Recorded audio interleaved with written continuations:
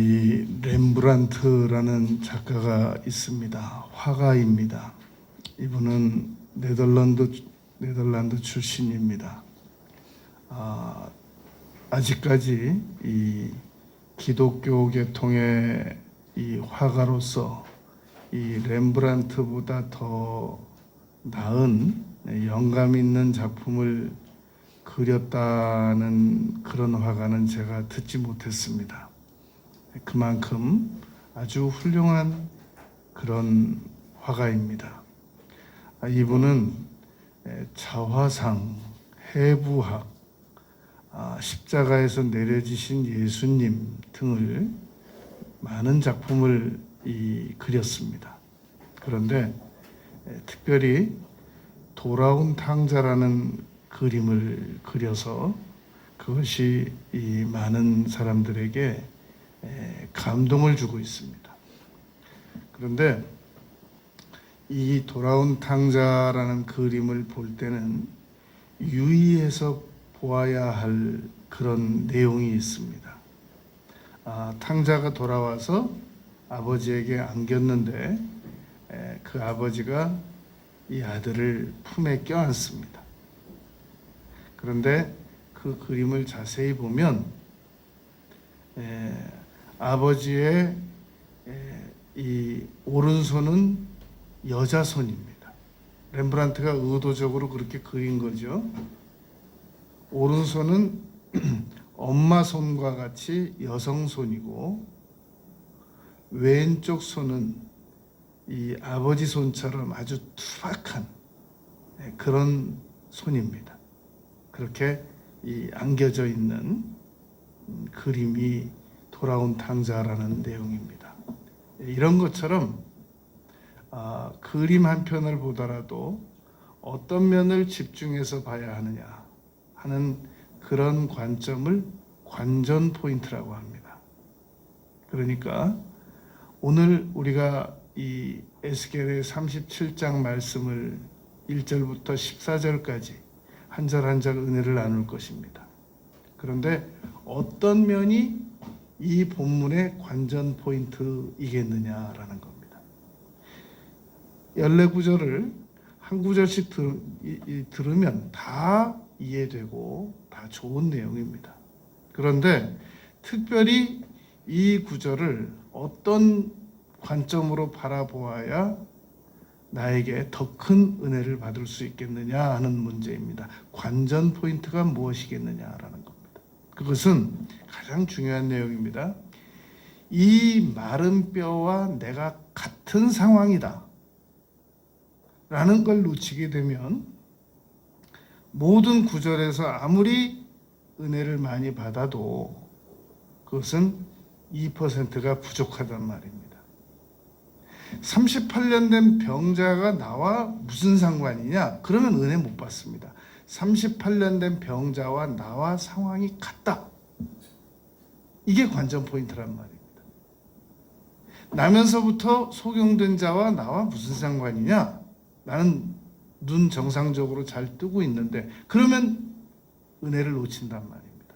나와 이 나면서부터 안진뱅이 된 자, 나면서부터 소경된 자는 같은 상황이다 라는 것이 이 성경을 읽을 때의 관전 포인트와 같단 말입니다. 이 부분을 잘 놓치지 말고 오늘 은혜를 나누도록 하겠습니다. 에스겔 이 말은 하나님께서 강하게 하시리라 그런 뜻입니다. 이 특별히 에스겔서에는 구약 성경의 다른 많은 성경들보다 가장 특징적인 면이 한 부분이 있는데 그것은 루하의 이 하나님의 영에 대한 내용이 52번 나온다는 겁니다. 루하의라는 말이 구약 성경 전체에 389번 나오는데 가장 많이 나옵니다. 그러니까 이 에스겔서는 성령께서 역사하시는 것, 하나님의 신이 운행하시고 역사하시는 것, 그 부분도 잘 우리가 이해를 해야 될 부분들입니다. 오늘 본문 말씀 1절 말씀에 보면 여호와께서 권능으로 내게 임재하시고. 여러분, 우리는 사람이 성령의 권능이 내게 임하면 귀신을 쫓고 병자를 치료하고 놀라운 이 이적들이 나를 통해서 나타날 것으로 기대한단 말입니다. 예수님께서 권능이 없으셔서 책찍질 맞으시고 침뱉음 당하시고 뺨 맞으시고 십자가에서 죽으셨겠습니까? 그러므로 성령의 권능이 임하게 되면 가장 먼저 나타나는 특징이 있는데, 그것은 내 생각이 할 수 없다에서 할 수 있다로 바뀐다는 겁니다. 내가 눈만 뜨면 나는 왜 이렇게 못났느냐, 나는 가진 것이 왜 이렇게 없느냐, 나는 왜 이렇게 부족한 집안에서 태어났느냐, 나는 여러 가지로 부족한 것뿐이다, 이런 생각을, 없는 것만 바라보는 그 특징적인 생각의 관점은 없어서 그런 게 아니라 있는 걸 못 봐서 그런 것이란 말입니다. 있는 걸 못 보는 이유는 성령의 도우심을 못 받아서 그런 겁니다. 환경을 변화시킬 수 없을 때는 생각을 변화시키면 됩니다. 문제는 생각을 어떻게 변화시킬 것이냐라는 겁니다. 가정교사 없이, 도와주는 선생님 없이 어떻게 공부를 잘하겠습니까? 혼자서도 잘하는 사람들이 가끔 억만 명에 한 명씩 있죠. 그러나 누군가의 도움을 안 받고 어떻게 공부를 잘하고, 우리가 어떻게 화가가 그린 그림을 이 전문가의 도움 없이 다 이해합니까? 우리가 어떻게 그 깊이 있는 음악을 전문가의 설명 없이 어떻게 다 이해할 수 있겠습니까? 우리가 어떻게 성경을 안내하는 분의 도움 없이 그 사도행전에서 빌립 집사가 가서 도와주었던 그 에디오피아 내시의 말처럼 해석해 주는 사람이 없는데 어떻게 깨달게 되겠느냐 말입니다. 성령님 도우심 없이 어떻게 우리가 할 수 있다라는 생각을 가질 수 있겠느냐는 겁니다.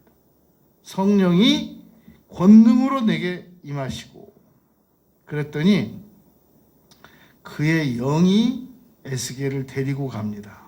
어디로 데리고 가느냐면 골짜기 가운데 두셨는데 거기 뼈가 가득한 곳, 그러니까 옛날에 많은 군인들이 아주 처참하게 죽은 곳, 그래서 다 뼈만 남고 살은 다 없어진 곳, 그런 그 골짜기로 갔단 말입니다.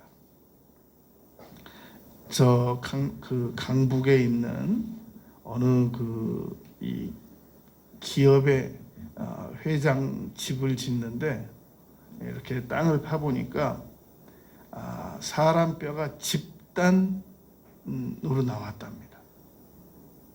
그래서 왜 그런 일이 일어났나를 이렇게 추정 조사를 해봤더니 옛날에 그곳에서 많은 사람들이 죽을 수밖에 없었던 일이 있었다. 그런 것이 얼마 전에 기사화된 적이 있었습니다. 유쾌하지 않은 일이죠. 그 몇십 명이라도 뼈가. 여기는 지금 그런 상황이 아니란 말입니다. 골짜기 가운데 골짜기에 뼈가 가득하니까 얼마나 많은 사람이 죽었겠느냐라는 겁니다. 이런 상황으로 이 에스겔을 하나님께서 강하게 하시고자 하는 그런 선지자를 데리고 갔단 말입니다. 여러분, 예수님께서는 성령께서 광야로는 이끄셨어도 공동묘지로도 이끌지 않으셨습니다. 에스겔은 지금 골짜기 가운데 뼈가 가득한 곳으로 이끌림을 받았단 말입니다.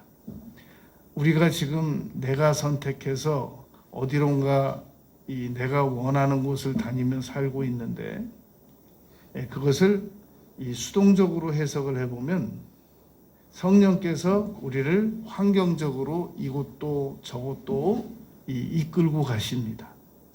그러할 때 나는 뼈가 이렇게까지 가득한 곳으로 가본 적은 없다. 앞으로도 갈 계획은 없다. 라고 생각할 수 있단 말입니다. 오늘 관전 포인트가 뭐냐면 내가 지금 여기 골짜기에 버려져 있는 뼈와 같은 상황이다. 문제는 그런 상황에서 내가 어떻게 살아날 수 있겠느냐는 겁니다. 오늘 본문 말씀을 보면 살아나진다는 겁니다. 이 에스겔서 3장 22절에 보면 여호와께서 권능으로 이 에스겔을 들로 나아가라. 내가 거기서 너와 말하리라. 그렇게 말씀하시고 그발 강가로 인도하신 적도 있으셨습니다. 지금 이 뼈가 가득한 곳으로 이끌림을 받은 것은 에스겔로서 살아가면서 심히 부담이 될 수 있는 그런 상황이란 말입니다. 우리가 살아가면서 언제나 즐겁고 날마다 어디 호텔 뷔페로만 인도함을 받고 날마다 저 경치 좋은 곳으로 배경 좋은 곳으로 이끌림을 받고 뭐 그러면 얼마나 좋겠습니까? 그런데 인생은 고난을 위하여 났단 말입니다. 그럴 수 없단 말입니다.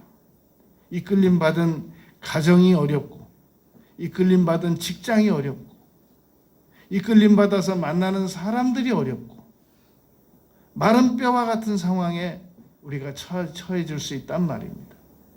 경쟁적으로 어려운 사업장으로 이끌림을 받고 그렇단 말입니다. 그러한 상황에서 오늘 우리가 2절을 보겠습니다. 나를 그 뼈 사방으로 지나가게 하시기로 본즉 그 골짜기 지면에 뼈가 심히 많고 아주 말랐더라. 훨씬 더 표면적으로 보는 것보다 훨씬 더 절망적이었다라는 말입니다.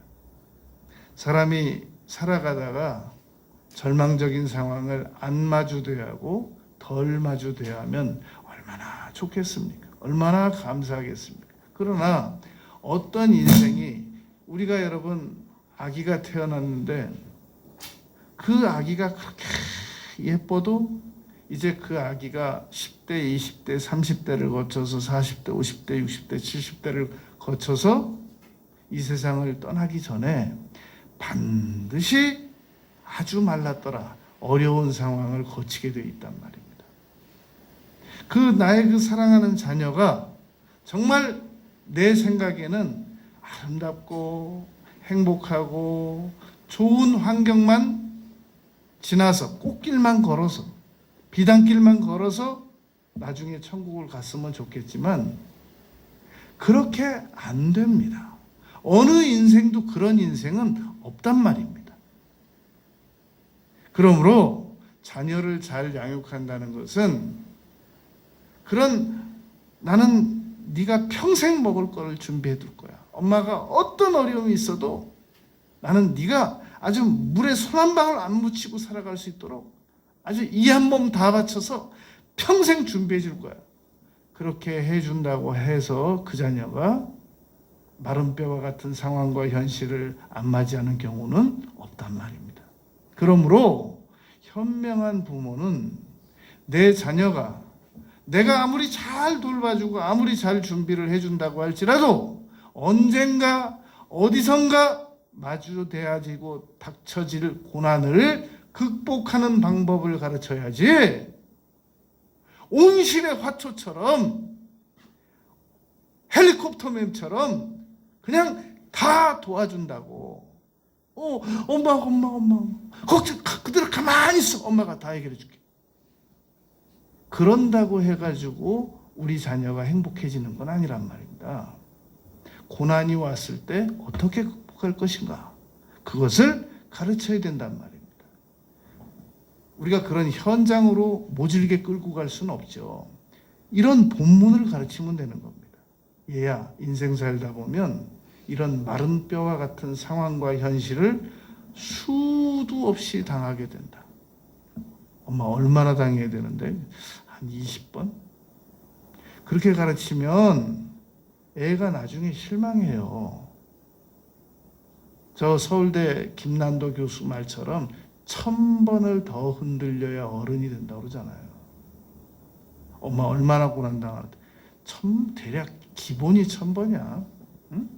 이 세상은 한 번 태어나면 기본이 1000번이다. 그렇게 알고 살아가야지. 뭐 7번, 한 12번, 거절도 한 13번 당하는 게 아닙니다. 인생 살다 보면. 자고 나면 거절당하는 겁니다. 그걸 현실을 똑바로 가르쳐야 된단 말입니다. 가만히 있어. 엄마 다 해결해 줄게. 그렇게 해가지고는 애를 수동적으로 망가뜨려 놓는 겁니다. 그래서 유대인들은 애들을 자기가 버릇잡지 않는다고 그래요. 너 이렇게 살아가는 거 보니까 조만간 어려움을 당하겠다. 그래서 외부에서 누군가에게 아주 야단을 심히 맞는다거나 아주 막 수치를 당한다거나 그럴 때를 기다린다는 겁니다. 그랬다가 그때 잘 위로하고 격려하고 그래서 자녀를 한 단계씩 더 업그레이드 시키는 일로 이 쓰임을 받는다는 겁니다. 아주 말랐더라. 골짜기 지면뼈가 심이 많고, 여러분 세상에 절망하는 사람들은 심이 많습니다. 저 사람은 정말 행복하게 살아가는 것 같아요. 저 사람은 아무 걱정도 없는 거야. 저 집은 정말 행복한 것 같아. 한번 바꿔보세요. 그러면 어떻게 되나? 그 집만에 가지고 있는 놀라운 고난이 아주 속속들이 드러난단 말입니다. 그 사람만이 가지고 있는 그 고통이, 와, 이 사람이 이런 고통을 가지고 있었구나. 여러분, 사람들마다 다 건강한 것 같아도 지금까지 제가 낸 통계에 의하면 다 2-3가지씩은 질병이 있어요. 저 사람은 참 건강해서 좋겠어. 그건 내 생각입니다. 사람들마다 마른 뼈적인 환경을 가지고 있단 말입니다. 3절에 보면 그가 내게 이르시되 인자야 이 뼈들이 능히 살 수 있겠느냐? 하나님께서 지금 에스겔에게 물으시는 겁니다. 살 수 있겠느냐? 절망적이죠. 그러니까 에스겔이 대답하기를 주 여호와여 주께서 아시나이다. 하나님께서 하시고자 하시면 살고 하나님께서 내버려 두시고자 하면 해결 방법이 없습니다. 라고 얘기를 한단 말입니다. 지금 이 말씀은 이런 말씀과 같습니다. 여러분, 인자야, 이 뼈들을 내가 그냥 포기하였다고 생각하느냐? 네가 보기에는 이 골짜기에 이렇게 많은 뼈가 수북이 쌓여 있고 살도 아니고 아파서 누워있는 사람도 아니고 38해 동안 아파서 누워있는 사람도 아니고 생명이 지금 있는 사람들도 아닌데 그런데 너는 내가 포기했다고 생각하느냐? 여러분, 오늘 우리는 관전 포인트로 이 마른 뼈는 나와 같다. 꼭 나의 현실과 같다라고 생각하기로 했습니다. 하나님께서 마른 뼈와 같은 상황인 나를 포기하셨겠느냐라는 겁니다. 인자야, 이 뼈들이 능히 살 수 있겠느냐? 인자야, 네가 보기엔 이 38해 동안 아파서 누워있는 저 사람이 일어날 수 있다고 생각하냐? 인자야, 네가 보기에는 저 나면서부터 저 소경된 자가 눈이 떠질 수 있다고 생각하냐? 인자야, 네가 보기에는 지금 저 무덤에 나흘째 된 맞이한 저 나사로가 살아나올 수 있다고 생각하냐? 이렇게 묻는 것과 같단 말입니다. 문제는 여러분, 하나님께서 희망을 제시했을 때 그것을 헛된 희망으로 받아들이는 사람들이 있단 말입니다. 분명히 부활한다고 했는데 허탄한 듯 베어라고 이 사도들이 여인들을 바라보면서 얘기를 했지 않습니까? 아니, 여인들은 지금 예수님 부활했다고 그러는데 허탄한 듯이 베듯이 볼 사람이 따로 있지 어떻게 사도들이 그럴 수 있겠느냐 말입니다.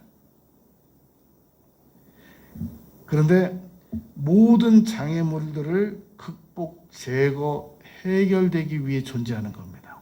여러분, 이 세상에 있는 모든 장애물들은 해결되고 극복되고 제거되기 위해서 존재한다고 믿어야 됩니다. 나는 이 장애물들을 극복할 수 없어 라고 생각하면 그 사람은 이미 성령의 권능이 없는 사람이며 그냥 그렇게 살다 근근히 살다 죽을 수밖에 없는 상황이 처해지게 된단 말입니다. 내가 가지고 있는 장애물은 극복, 제거되기 위해 존재하는 것이다. 여러분, 우리 요한복음 9장에서 이 사람이 소경된 것은 하나님께서 하시고자 하는 일을 나타내고자 함이니라 라고 예수님께서 제자들에게 말씀하셨지 않습니까? 내가 가지고 있는 이 장애물은 그냥 이렇게 살다 죽으라고 있는 거야 라는 해석을 누가 주었냔 말이죠.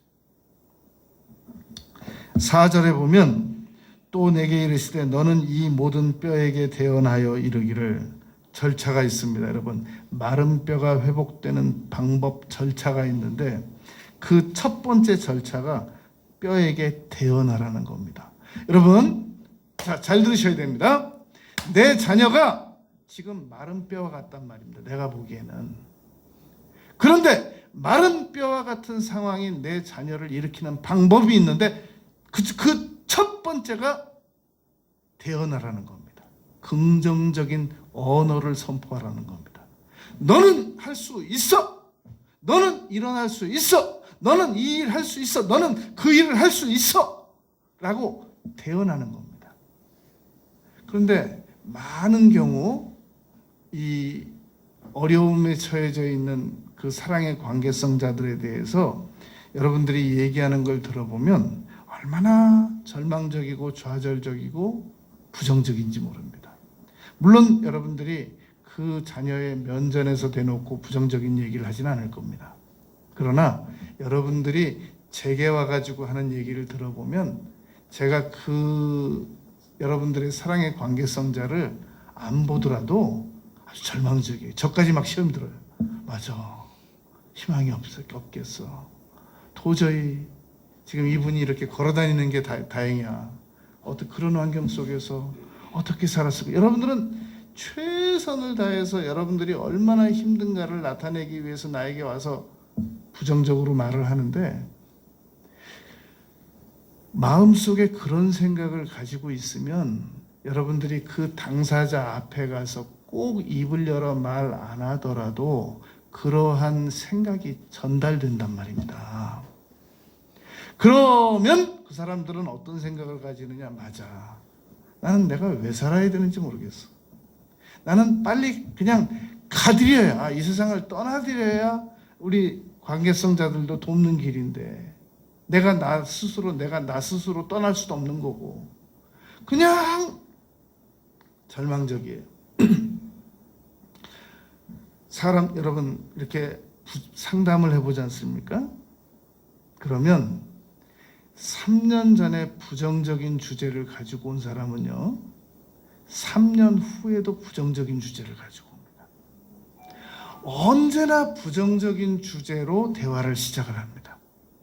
그래서 나는 왜 안 될까요? 우리 집 상황은 왜 안 좋을까요? 물론 사람들마다 부정적인 상황, 어려운 환경, 이 마른 뼈 같은 상황이 없는 사람들이 누가 있겠느냐고요. 그런데 언제나 부정적인 생각을 머릿속에 가지고 있다는 거. 그래서 그걸 제일 1번으로 표현한다는 거. 그게 그 사람의 생각을 주관한단 말입니다. 어떻게 성공해요? 이 험한 세상에서 어떻게 살아남아요? 살아있는 게 기적이죠. 그렇기 때문에 너는 이 모든 뼈에게 태어날, 하나님께서 태어나는데 어떻게 태어나라고 시키느냐 보자 말입니다. 너희 마른 뼈들아 여호와의 말씀을 들을지어다. 아니 마른 뼈가 지금 살아있는 내 자식도 하나님의 말씀을 안 듣는데 살아있는 내 남편도 하나님의 말씀을 안 듣는데 말씀만 가까이 오면 즉시 3초 후에 수면 들어가는데 어떻게 마른 뼈에게 들으라고 할 수 있겠느냐 말입니다. 그러나 여러분, 언어는 힘이 있습니다. 언어는 창조적인 언어가 있고 이 사물적인 언어가 있고 이 구두적인 언어가 있는데, 나의 언어는, 사물적인 언어는 아무 이적도 못 일으킵니다. 그러나 창조적인 언어는 반드시 환경을 변화시킬 수 있단 말입니다. 할 수 있거든이 무슨 말이냐? 믿는 자에게 능히 하지 못할 일이 없느니라. 창조적인 언어가 있단 말입니다. 인간이 자기 입으로 언어를 사용을 해도 그냥 평범한 사물적인 언어, 그냥 있는 걸 있다고 하는 거, 사실 그대로를 말하는 언어, 그냥 인간이 사용하는 그 정보 전달적인 언어, 그 정도 선에서 사람들을 우리는 말한다고 한단 말입니다. 그 정도 선에서 말하는 사람들을 말 잘하네 그런단 말입니다. 그러나 더 잘하는 언어가 있는데, 마른 뼈에게 창조적인 언어, 여호와의 말씀을 전하는 언어가 있단 말입니다. 여러분, 저는 오래전에, 지금은 천국 가신 빌리그레암 목사님께서 막 목사가 돼가지고 이 설교를 좀 더 잘해보고 싶은데 어떻게 하면 될까라고 생각을 하다가 어느 곳을 찾아갔다면, 전 뭐 산에 가서 나무에게 설교했다, 뭐 장독대에서 설교했다. 우리 목회자들은 우리 성도님들보다 훨씬 정보가 많단 말입니다. 그래서 뭐 웬만한 간증을 들어가지고는 그냥 그러냐고 그래요. 또 다 알고 있는 내용들이에요. 그런데 빌리그레암 목사님께서는 어디 가서 설교를 했나 봤더니 악어들한테 갔더라고요. 그래가지고 악어가 우글우글거리는 데 가서 거기서 설교 연습을 했다는 거예요.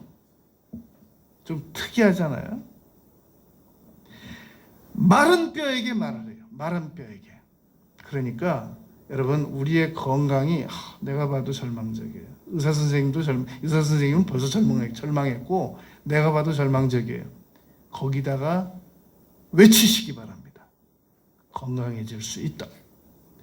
회복될지어다. 나의 환경이 칠흑같이 어두운 상황에 선언하시기 바랍니다. 너희가 하나님을 믿으면, 나를 믿으면 내가 하는 일보다 더 큰 일을 하겠다라고 요한복음 14장 12절에서 예수님께서 말씀하셨단 말입니다. 예수님은 비행기도 없었잖아요. 이스라엘 거기서 살다 가셨잖아요. 지금 우리는 전 세계를 다닐 수 있잖아요. 우리는 전 세계에 메일을 넣으면 30초도 안 돼서 다 도착한단 말입니다. 얼마든지 큰 일을 할 수 있다는 얘기입니다. 5절에 보면 주 여호와께서 이 뼈들에게 이같이 말씀하시기를, 어떤 말씀이냐가 중요해요. 에스겔에게 명령하시더니 말씀하시기를, 내가 생기를 너희에게 들어가게 하리니. 마른 뼈 어디로 들어가게 한다는 거예요. 하나님의 말씀은 불가능해 보이는 말씀만 한단 말입니다. 지금 나처럼 절망적인 상황에 처해진 사람 어디로 생기가 들어가게 한다는 거예요. 나처럼, 우리 가족처럼 절망적인 상황에 있는 우리 가족들에게 생기가 어디로 들어온다는 거예요. 그나마 있는 것도 나가게 생겼는데. 그런데 하나님께서는 에스겔에게 조금도 뒤로 물러서지 않으시고 에스겔이 이해하거나 말거나 믿거나 말거나 말씀하신단 말입니다. 38의 병자가 듣거나 말거나 믿거나 말거나 내 자리를 들고 일어나라 하니까 딱 걸어가잖아요. 나사로가 듣거나 말거나 나오라 하니까 나오잖아요. 가서 씻으라 그러니까 씻어 나왔잖아요. 눈이 뜨잖아요. 떠다 줘라 그러니까 변하잖아요. 가라, 내 아들이 나았느니라. 갈 것 없다. 너희가 먹을 것을 주어라. 내니 두려워 말라. 그냥 선언하시는 대로 이루어지지 않습니까? 아니 이런 하나님께서 없어도 가서 모시고라도 와야 될 판에 계신데 왜 우리는 활용을 못하고 무능하게 살아가고 있느냐는 겁니다. 6절에 보면 너희 위에 힘줄을 두고 살을 입히고 가죽을 덮고 너희 속에 생기를 넣으리니 너희가 살아나리라. 또 내가 여호와인 줄 너희가 알리라. 여러분, 내가 여호와인 줄 너희가 알리라. 이 호세아서 4장 1절에 보면은 너희가 하나님을 아는 지식이 없어서 망한다 그럽니다. 내가 여호와인 줄 너희가 알리라. 우리가 하나님이 누군 줄만 제대로만 알면 우리의 남은 인생은 얼마든지 희망이 있습니다. 울며 씨를 뿌리러 나가는 자는 반드시라고 써 있어요. 시편 126편 6절에 울며 씨를 뿌리러 나가는 자는 기쁨으로 그 곡식단을 가지고 돌아오리라 이렇게 써 있지 않고 반드시라는 단어가 써 있단 말입니다. 그러니까 여러분, 라이놀드 리버 교수님께서 천국 가신 변화시킬 수 있는 건 변화시켜라. 변화시킬 수 없는 건 받아들여라. 변화시킬 수 있는 건지 변화시킬 수 없는 건지를 분별하는 지혜를 구하라. 그랬지 않습니까? 너희가 알리라. 우리가 하나님만 분명히 알면 하나님께서는 능히 여호와께서 능치 못하심이 있겠느냐라고 아브라함과 사라에게 말씀하셨단 말입니다. 25년 동안 응답이 없다 보니까 그냥 하나님 이스마엘이나 잘 되기를 바랍니다 라고 타이르듯이 말하는 그런 아브라함에게 여호와께서 능치 못하심이 없겠느냐 라고 말씀하셨단 말입니다. 7절에 보면 이에 내가 명령을 따라 태어나니, 지금 에스겔이 하고 싶어서 한 게 아니에요.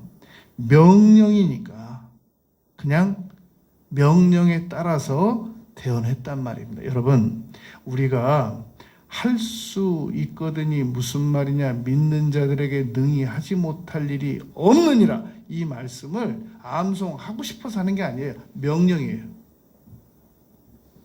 부지런히 말씀을 되뇌어야 된단 말입니다. 내가 지금 그 말씀이 감정적으로 선포하고 싶어서 하는 게 아니에요. 때를 얻든지 못 얻든지 전파해야 되기 때문에 할 수 있거든이 무슨 말이냐, 능히 하지 못할 일이 없느니라는 말씀을 전하고 있는 거예요. 내 감정 따라 하는 게 아니란 말입니다. 그랬더니 갑자기 소리가 나고 움직이며, 여러분들 집이 조용하고 그냥 쥐 죽은 듯이 조용하고 그랬으면 좋겠습니까? 소리가 나고 움직이고 이 뼈 저 뼈가 들어맞아가지고 막 왁작지껄 했으면 좋겠습니까? 가끔 이상한 집들이 있죠. 쥐 죽은 듯이 조용한 집이 있단 말입니다. 조용히 걸어다니고 그릇도 조용히 꺼내고, 그러니까 그러다가 숟가락 그냥 갑자기 소리 내서 떨어지면 자기도 놀래고 온 집안이 크게 들리고 그런 집이 있단 말입니다. 근데 그게 좋은 건 아니잖아요. 어떻게 뼈들이 그냥 조용히 있었으면 좋겠습니까? 이 뼈 저 뼈가 막 들어맞아가지고 연결돼가지고 이게 무슨 일이야? 그랬으면 좋겠습니까? 할 수 있다고 믿어야 됩니다. 그리고 분위기를 살려내야 됩니다. 침묵하게 그러지 말고 살려내야 됩니다. 8절에 보니까 내가 또 보니, 지금 에스겔은 믿어져서 말했다기보다는 명령이니까 말한 거예요. 세상에 어느 사람이, 지금 우리가 여러분 악어한테 가 설교했다는 거, 장독대에 가 설교했다는 거, 산에 가서 소나무한테 설교했다는 거, 이런 말 저런 말 다 들어보지만 마른 뼈에다 대고 설교하는 사람이 어디 있어요? 아무리 그렇다고. 근데 명령이니까 했단 말입니다. 사울은 살아있는 아말렉 군사 잡아오라는 것도 명령도 안 지켰는데 에스겔은 마른 뼈에게 명령하는 걸 지켰단 말입니다. 순종해드렸단 말입니다. 그랬더니 8절에서 내가 보니 그 뼈에 힘줄이 생기고, 여러분 이게 말이 됩니까? 오늘 관전 포인트가 마른 뼈가 곧 나다, 내가 곧 마른 뼈다 라고 생각하기로 했습니다. 그 뼈에 힘줄이 생기고 살이 오르며 그 위에 가죽이 덮이나 아직 그 속에 생기는 없더라는 겁니다.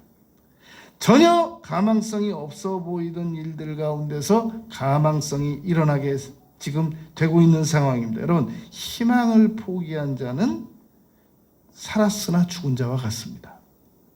성경에 향락을 좋아하는 자는 살았으나 죽었느니라고 디모데전서 5장 6절에서 말씀했지 않습니까? 희망이 없는 사람은 살았으나 죽은 자와 같단 말입니다. 나에게 희망이 있느냐?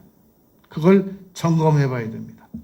9절에 보면 또 내게 이르시되 인자야 너는 이번에는 마른 뼈에게 명령해서 힘줄 생기고 그 위에 가죽 덮이기까지 했는데, 긍정적인 언어는 여러분 1년에 한 번만 해서 되는 게 아니라 3년에 한 번만 해서 되는 게 아니라 눈 뜨면 해야 돼요. 아침에 눈 뜨면 긍정적인 언어로 시작해야 된단 말입니다. 눈 뜨면 믿음의 언어로 시작해야 됩니다. 또 내게 이르시되 또라고 하잖아요. 인자야 너는 생기를 향하여 대언하라. 생기에게 대언하여 이르기를 주 여호와께서 이같이 말씀하시기를 생기야 사방에서부터 와서, 생기야 와라 그러면 되잖아요. 생기야 사방에서부터 와라. 이 죽음을 당한 자에게 불어서 살아나게 하라. 여러분 지금 이 건강한 몸 가지고 살아가는 사람들이 있는 것 같은데 정신적으로는 사망 선고를 받은 사람과 다름없는 사람들이 세상에 많습니다. 아무 의욕도 없고 아무 희망도 없고 그런 사람들이 세상에 많습니다. 그래서 시편 기자는 42편 5절에서 내 영혼아 내가 어찌하여 낙심하며 어찌하여 내 속에 불안해하는가, 너는 하나님께 소망을 두라 라고 말씀했단 말입니다. 마른 뼈에게 명령해 버릇해야 됩니다. 자, 기회만 있으면 너는 왜 이렇게 못났니? 너는 또 왜 가서 쓸데없는 말을 해가지고 또 문제를 만드니? 너는 왜 남의 일 참견해가지고 또 문제를 만드니? 너는 어떻게 살아가려고 그러니? 이 험한 세상을. 계속 시간만 나면은 자기를 비난하는 사람들이 있단 말이에요. 너는 어떻게 하다가 그렇게 몸 관리를 했니? 계속 자기를 눈만 뜨면 비난하고 야단치는 사람들이 전 세계 99%입니다. 우린 여러분 상위 1%에 들어가야 됩니다. 자기의 망가진 몸을 향하여 명령해야 됩니다. 회복될지어다. 깨어진 가정을 향하여 명령해야 됩니다. 회복될지어다. 언제나 마른 뼈에 명령했더니 힘줄과 살이 덮이고 생기가 사방에서 오는, 사방이 기회예요. 어느 이 소대장 한 명이 소대원들을 데리고 사방을 포위당한 적이 있었습니다. 유럽에서 2차 세계대전 당시에서. 그때 그 소대장이 했던 말입니다. 여러분, 우리는 지금 사방을 마음 놓고 공격할 수 있는 기회에 처해요. 사방 어디나 마음 놓고 공격해도 괜찮소. 그렇게 명령을 했다는 겁니다. 사방이 포위됐다, 이제 꼼짝없이 죽어야 된다라는 해석과 우리는 사방 어디든지 공격할 기회를 얻었다라고 말하는 건 여러분 차원이 다르지 않습니까? 나는 여러분 무슨 일이든지 다 할 수 있어. 이판사판 내가 지금 못할 게 뭐 있어? 라고 절대 믿음과 절대 긍정적인 언어를 사용해 버릇하는 우리 모두가 되시길 바랍니다. 10절에 보면 이에 내가 그 명령대로 대언하였더니 생기가 그들에게 들어가매 말만 하면 이루어지는 거예요. 그들이 곧 살아나서 일어나 서더래요. 나면서부터 안진뱅이 된 자가 일어나 서서 걷고 뛰는 말도 우리는 놀라운데 마른 뼈가 일어나 섰대요. 극히 큰 군대가, 안진뱅이 한 사람 일어나서 뛰는 것도 놀라운데 군대가 일어난대요. 말이 시댄다고 그러잖아요. 마가복음 7장 29절에 보면 집에다 귀신 들린 딸 두고 못 데리고 온 그 엄마에게 예수님께서 말씀하시지 않습니까? 네가 이 말을 하였기 때문에 네 딸에게서 귀신이 나갔다.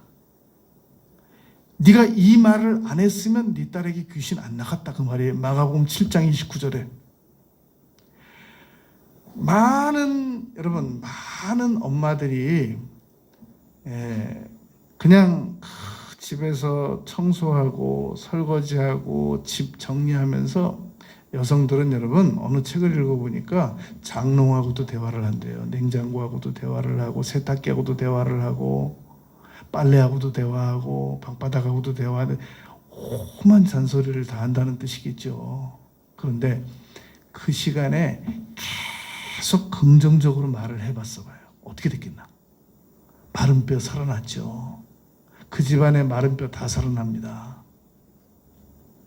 언어는 창조의 능력이 있잖아요. 언어는 정보 전달만 있는 게 아니라 창조의 능력이 있단 말입니다. 여러분, 오늘 관전 포인트가 우리가 마른 뼈와 같다라는 상황입니다. 우리가 그동안 살아오면서 계속 자기 자신에 대해서 희망적인 말만 했어 보세요. 지금쯤 어떻게 됐겠나? 11절, 또 내게 이르시되 인자야 이 뼈들은 이스라엘 온 족속이라. 영적인 이스라엘 온 족속이라면 모든 믿는 자들을 말한단 말입니다. 그들이 이르기를 우리의 뼈들이 말랐고 소망이 없고 우리의 소망이 없어졌으니 우리는 다 멸절되었다 하느니라. 여러분, 마틴 루터는 희망이 있으면 용기가 생긴다 그런 말을 했습니다. 희망이 있으면 의지가 강해진다 라고 말했습니다. 윌리엄 셰익스피어는 불행을 치료하는 유일한 약은 희망이다 그렇게 말했습니다. 오늘 우리 가정에, 우리 주변에 환경이 열악한 게 아니라 희망이 없는 것이 문제란 말입니다. 내가 이런 상황에서 무슨 희망이 있단 말이야? 언어로 희망을 만들어내는 겁니다. 고린도후서 9장 6절에 적게 심으면 적게 거두고 많이 심으면 많이 거둔다 그랬습니다. 강력한 희망을 가지기로 결심하고 기대하면 희망은 우리에게 실망시키지 않습니다. 희망이 우리에게 종종 실망시킨다고 하는데 계속해서 희망을 가지면 결국은 희망이 절망을 이깁니다. 12절에 보면 그러므로라고 그러잖아요. 에스겔에게 하나님께서 그러므로 너는 11절과 같으므로 그런 말이에요. 우리의 뼈들이 우리의 소망이 없어졌으니 우리는 다 멸절되었다고 말함으로 그러므로 너는 누구에게 희망을 외쳐야 되느냐? 희망이 없다고 생각하는 사람들, 멸절되었다고 하는 사람들에게 희망을 외쳐야 한단 말입니다. 여러분, 설교자들이 왜 정말 놀라운 하나님의 축복을 받았는지 아십니까? 저는 옛날에는 제가 몰라서 목사 안 된다고 7년씩 도망 다녔죠. 저는 이 세상을 억만 번을 다시 태어나도 목사만 시켜준다고 하면 저는 아무것도 안 바랄 수 있어요. 저는 이 세상을 억만 번을 태어난다고 해도 목사만 다시 할 수 있게 해주신다고 하면 다른 건 아무것도 안 바라도 괜찮아요. 그만큼 놀라운 정말 행복한 이 직분이 목사인 겁니다. 왜 그러냐? 저는 의사 선생님들이 가차없이 수술하기 위해서 찢는 거, 저는 그거 못 찢습니다. 저는 1cm도 못 찢습니다. 저는 이 검사님들께서 그냥 그 가족들이 다 울고 있는데도 판사님들이 구속, 전 그건 못해요. 전 그런 거 못해요. 그러나 저는 선언하는 건 할 수 있어요. 당신 살아! 당신 할 수 있어! 저는 이 선언은 할 수 있어요. 마른 뼈에게 우리는 외칠 수 있단 말입니다. 이거 우리는 놀라운 능력을 가지고 있단 말입니다. 믿음은 여러분 희망과 함께 마른 뼈를 보면서도 동시에 군대를 바라볼 수 있는 게 믿음인 겁니다. 그러므로 너는 대언하여 그들에게 이르기를 주 여호와께서 이같이 말씀하시기를 내 백성들아 내가 너희 무덤을 열고 열었잖아요. 나사로 무덤 열었잖아요. 너희로 거기에서 나오게 하고 나사로 나오게 했잖아요. 이스라엘 땅으로 들어가게 하리라. 이스라엘 땅으로 들어가게 하고 천국으로 들어가게 하고 더 나은 환경으로 들어가게 하고 마가복음 11장 23절에 보면 누구든지 이 산더러 들려 바다에 던져지라 하며 그 말하는 것이 이루어질 줄 믿고 마음에 의심치 아니하면 그대로 되리라. 내 입의 말로 내가 얽혔느니라. 잠언 6장 2절 말씀입니다. 여러분 우리는 노인이든지 젊은이든지 남녀노소 빈부귀천 어떤 처지에 있더라도 언어 하나만 지금부터 제대로 사용하면 남은 생에 충분히 행복해질 수 있습니다. 남은 생에 충분히 변화받을 수 있습니다. 남은 생에 충분히 행복할 수 있고 충분히 성공할 수 있습니다. 언어 하나만 제대로 사용하면. 13절에 내 백성들아 내가 너희 무덤을 열고 너희로 거기서 나오게 한즉 너희는 내가 여호와인 줄 알리라. 여러분 희망은 희망 혼자만 일하지는 않습니다. 대통령이 혼자 일하지는 않잖아요. 희망은 언제나 믿음과 항상 함께 일합니다. 그러므로 희망을 가질 사람은 믿음의 대가를 치러야 됩니다. 믿음이 있다고 하는 사람은 희망을 가져 버릇해야 됩니다. 믿음이 있다고 하는 사람들은 행동해 버릇해야 됩니다. 행동하지 않으면서 믿음 없으면서 희망은 가지고 싶어하는 사람들은 어려운 일입니다. 여러분 희망과 노력은 일직선상에 있어야 됩니다. 희망은 앞으로 나가자 그러는데 노력은 뒤로 나가자 그러면 그 희망은 이루어지지 않습니다. 나는 인애를 원하고 제사를 원하지 아니하지만 번제보다도 너희는 하나님 아는 것을 원한다. 호세아서 6장 6절입니다. 호세아서 4장 1절에서 하나님을 아는 지식이 없으면 망한다고 그랬잖아요. 하나님을 아는 지식이 있느냐 없느냐를 알아보는 방법이 있습니다. 그 사람이 희망이 있으면 하나님을 아는 사람이고 희망이 없으면 아직도 이 사람은 하나님을 모르는 사람이란 말입니다. 골로새서 1장 10절에 하나님을 아는 것에 자라나라. 부지런히 밥 먹고 하루에 2자씩만 커줘라. 할머니가 바라는 거다. 그 몸 하루에 2자씩 커갖고 어떡하려고 그래요. 천장 닿죠. 하나님을 아는 걸 잘하라. 하나님을 많이 알아라. 요한일서 4장 6절에서도 하나님을 아는 사람을 분별하는 방법이 있는데 우리 말을 듣지 않는 사람은 하나님을 모르는 사람이고 우리 말을 듣는 사람은 하나님을 아는 사람이래요. 하나님의 말씀을 듣는 사람은 하나님을 아는 사람이고 하나님의 말씀을 안 듣는 사람은 하나님을 모르는 사람이래요. 오늘 끝절입니다. 14절 내가 또 내 영을 너희 속에 두어. 여러분 사람은 의지적 결심만 가지고 변화될 수 없습니다. 내 영이 성령님의 도우심을 받아야만 내가 변화를 받을 수 있는 겁니다. 믿음도 있어야 되고 희망도 있어야 되고 긍정적인 언어도 있어야 되고 적극적인 언어도 있어야 되고 생산적인 언어도 있어야 되고 믿음의 언어도 있어야 되는데 노력도 있어야 되는데 다 있어도 전기 없으면 여러분 모든 가전제품 다 꺼지잖아요. 전 세계. 성령의 능력이 있어야 됩니다. 성령께 도움 주심을 받아야 됩니다. 이는 힘으로도 안 되고 능으로도 안 되고 오직 여호와의 신으로 된다. 기차가 17칸이 있어도 제일 앞에 와서 척 붙는 기관차가 없으면 전혀 못 움직입니다. 성령님의 도우심을 받아야 됩니다.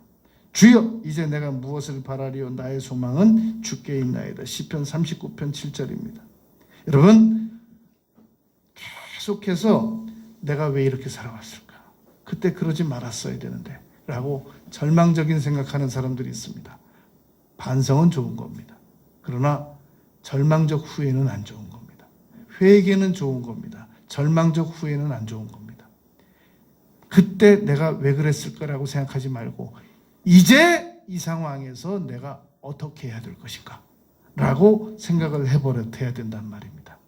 빌립보서 3장 13절 14절에서 푯대를 향하여 상을 향하여 나가고 뒤에 있는 것은 잊어버리고 앞에 있는 것을 오직 한 일 잡으려고 나아간다라고 바울 사도께서 말씀하셨단 말입니다. 여러분 마른 뼈가 다시 살아날 수 있다면 왜 우리는 희망을 가지지 못할 이유가 무엇이겠습니까?